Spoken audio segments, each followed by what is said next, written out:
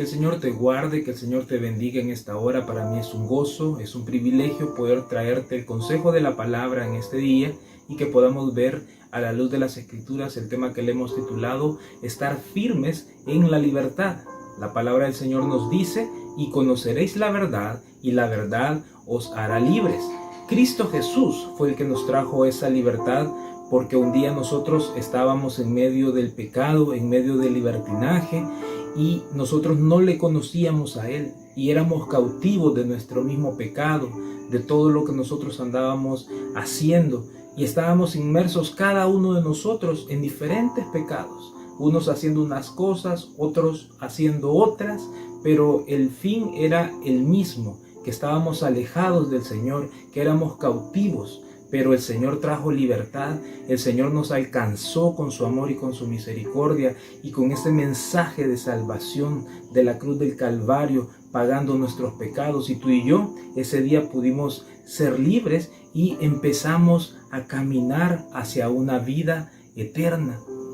Y vemos nosotros que el apóstol Pablo nos enseña, acompáñame a Gálatas capítulo 5 versículo 1, nos dice: estad pues firmes en la libertad con que Cristo nos hizo libres, y no estéis otra vez sujetos al yugo de la esclavitud. Hay un autor de un libro muy famoso, que es el libro de Don Quijote de la Mancha. Este autor fue Miguel de Cervantes Saavedra, y él escribe una frase que me gustó mucho y te la voy a leer. Dice de esta manera: la libertad, Sancho, es uno de los más preciosos dones que a los hombres dieron los cielos. Con ella no se pueden igualarse los tesoros que encierra la tierra, ni el mar encubre. Por la libertad, así como por la honra, se puede y debe aventurar la vida, y por el contrario, el cautiverio es el mayor mal que puede venir a los hombres. Fíjate que este hombre en sus escritos, en su libro, utiliza muchas frases refiriéndose a la libertad. Y cuando vas un poco e investigas sobre su vida, este hombre durante su tiempo pasó muchos días prisionero por diferentes razones, y llegó a valorar tanto la libertad, y precisamente más en esos momentos cuando él estaba cautivo, cuando él estaba pasando esos momentos difíciles. Llegó a veces hasta pasar hasta 5 años en una prisión, y cuando me imagino que cuando él salía a esa libertad, él se inspiraba y escribió estos versos de los que te acabo de compartir, solamente uno. Ahora, la libertad de los hombres produce gozo momentáneo, porque aunque se es libre por fuera, pero muchas veces se siguen llevando aquellas prisiones internamente, y esas solo Cristo tiene el poder y la autoridad para liberarte de esas cadenas que te están volviendo cautivo al pecado. Por eso la palabra del Señor nos dice en Lucas capítulo 4 versículo del 18 al 19: el Espíritu del Señor está sobre mí, por cuanto me ha ungido para anunciar buenas nuevas a los pobres. Me ha enviado a proclamar libertad a los cautivos y dar vista a los ciegos, a poner en libertad a los oprimidos, a pregonar el año del favor del Señor. Solo Jesucristo salva, solo Cristo liberta al que está cautivo y al que está oprimido.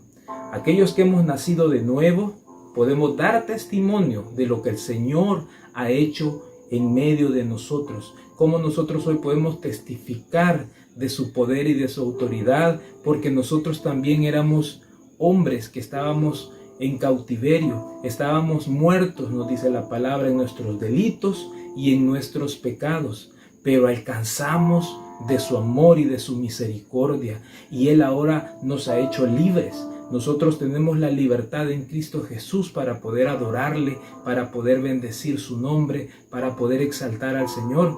Pero el apóstol Pablo también nos sigue haciendo un llamado de atención, porque dice: estad pues firmes en la libertad en que Cristo nos hizo libres. Debemos de estar atentos, debemos de estar como atalayas, cuidando, velando por esa libertad que el Señor Jesús la fue a pagar en la cruz del Calvario, pero que tú y yo ahora la debemos de valorar y debemos de cuidar esa libertad que hemos recibido solamente en Cristo Jesús. Acompáñame a Gálatas capítulo 5 y vamos a leer el versículo 7 y la palabra del Señor nos dice: vosotros corríais bien.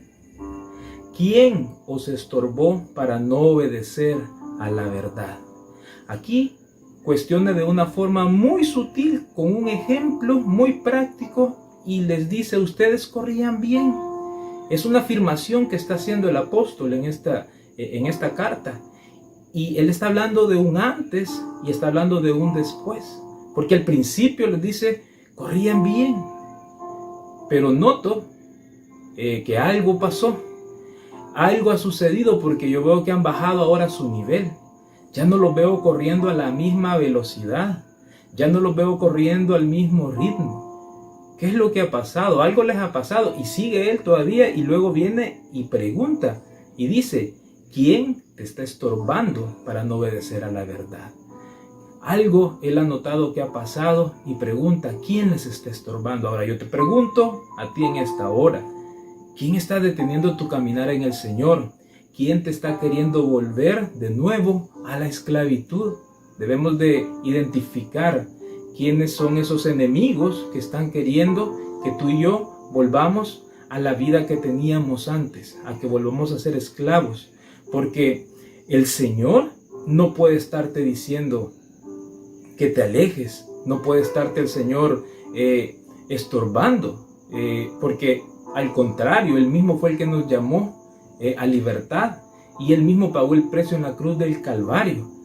No puede ser el Señor el que esté queriendo poner esos pensamientos en tu mente, sino que debemos de ver cuál es la fuente, de dónde viene el hecho de que ahora ya no querramos correr igual, hayamos detenido nuestra velocidad. ¿Quién estará ahí interfiriendo? Probablemente pueda ser nuestra vieja naturaleza que se está fortaleciendo porque no estamos alimentando a nuestro espíritu con el Espíritu Santo.